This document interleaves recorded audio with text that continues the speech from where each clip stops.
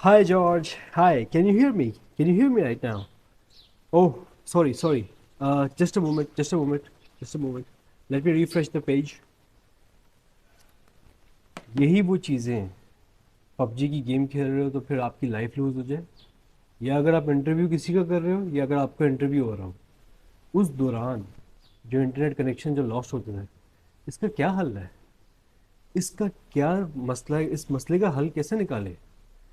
Scientist और technology जितने भी इंजीनियर्स हैं उन्होंने नई टेक्नोलॉजी शुरुआत की है 5G की।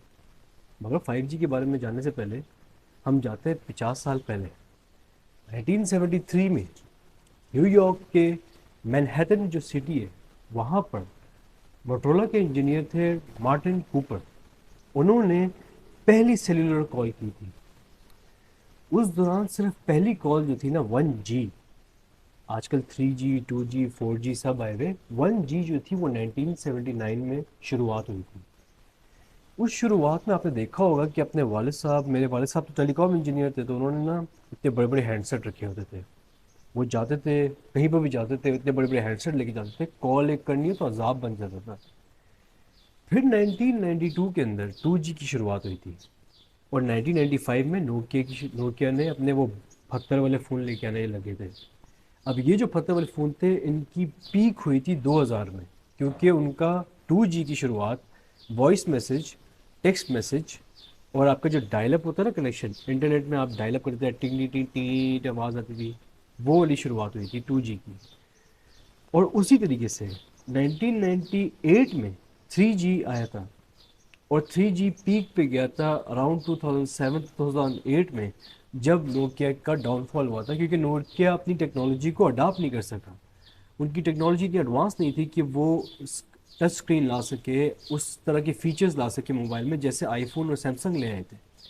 इसी वजह से 3G जो है वो उन्होंने अडॉप्ट किया। वो उन्होंने अडॉप्ट किया 3G के अंदर ईमेल्स, पिक्चर्स और वीडियोस थी, जो कि आप लोग कर सकते थे, वीडियोस वगैरह। आज भी 3G की बहुत ज़्यादा यूज़ हो रहा है।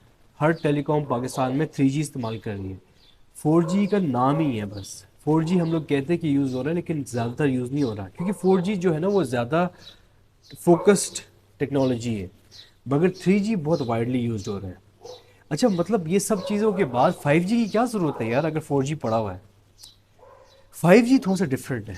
उसकी वजह ये है कि 5G फ़र्ज़ करें, अगर ये एक पूरा एरिया है, इस एरिया को अगर हम लोग फ़र्ज़ करें इसमें बहुत ज़्यादा घर है, इसी एरिया में वो हर एक घर में एक एक डिवाइस लगी होगी। ये डिवाइस जो है ना ये मुख्तलिफ यूज़र्स को कनेक्ट करेगी।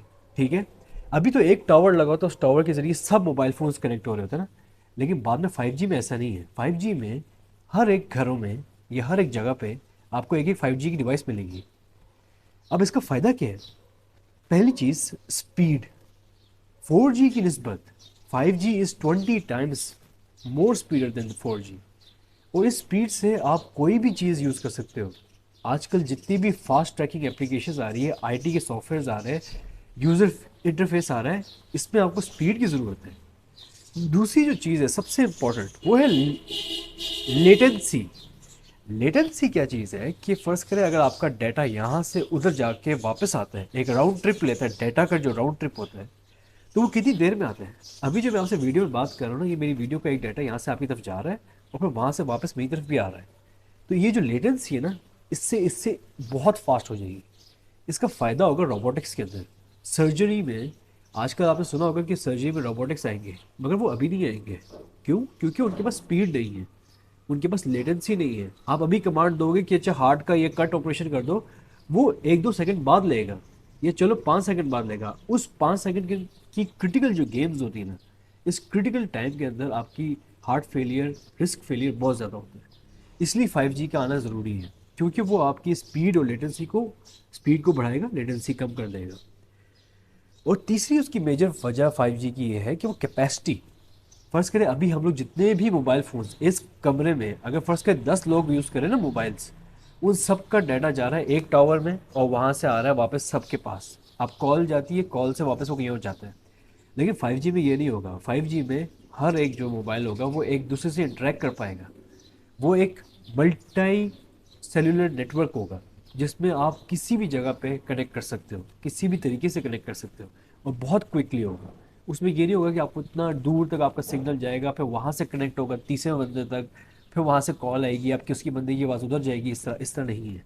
वो कंप्लीट मल्टी नेटवर्क होगा जिसकी वजह से सब लोग कनेक्टेड होंगे।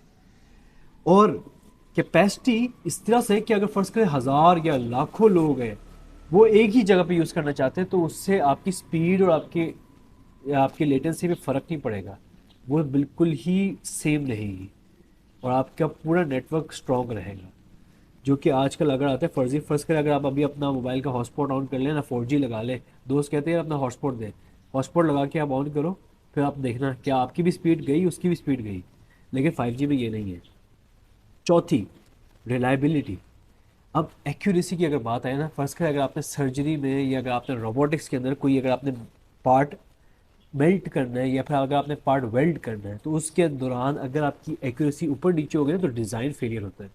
डिज़ाइन फेलियर होता है, ह्यूमन फेलियर भी हो सकता है अगर आप सर्जरी कर रहे हो, क्योंकि आपकी एक्यूरेसी इंपॉर्टेंट है। आपने इस नर्व को नहीं काटना, आपने इस नर्व को काटना है, मिलीमीटर्स का फ़र्क होता है। इस एक्यूरेसी के अंदर 5G 99.999% ऑफर करता है। ये आपने कोलगेट के अंदर आपने सुना होगा इस तरह का कि इतने परसेंट 99% डेंटिस्ट करते हैं, मगर 5G की रिलायबिलिटी अच्छी है, बहुत अच्छी है। ठीक है, ये कोलगेट वाला इश्तेहार नहीं है। हाउएवर, पांचवी चीज़ जो है वो है हैंड ऑफ। हैंड ऑफ क्या चीज़ है? हैंड ऑफ मीन्स कि फ़र्ज़ करें अगर आपका नेटवर्क ब्रेक होता है, फ़र्ज़ करें अभी मैं से बात कर रहा था, नेटवर्क ब्रेक हो गया, अब क्या होगा? अब मुझे दोबारा नेटवर्क कनेक्ट करना पड़ेगा या तो मुझे किसी और नेटवर्क के साथ कनेक्ट करना पड़ेगा। ऐसा नहीं है 5G में। 5G क्योंकि एक मल्टी नेटवर्क कनेक्शन है, आपकी हर एक जगह पे कनेक्टेड नेटवर्क्स है। आपका एक जगह से कनेक्टेड डाउन होता है तो आपका दूसरा कनेक्टेड ऑलरेडी होता है, और उसमें कोई लेटेंसी या कोई भी आपको इशू नहीं फेस करना पड़ता एरर का। फर्स्ट कर अभी आप इस नेटवर्क से कनेक्टेड है ना, आपका ये नेटवर्क अगर कनेक्ट लूज भी हो जाता है तो फिर आपका ऑलरेडी दूसरे से कनेक्टेड रह जाएगा। वैसे ही आपकी स्पीड, आपकी गेम, अगर आप मोबाइल में गेम खेल रहे हैं, अगर आप सर्जरी या आप रोबोटिक्स, ये भी इफेक्ट नहीं आएगा। आपका पूरा सिस्टम सिमिलरली चलता रहेगा with continuous flow. There is nothing wrong with it. आपको रिफ्रेश कुछ नहीं करना पड़ेगा।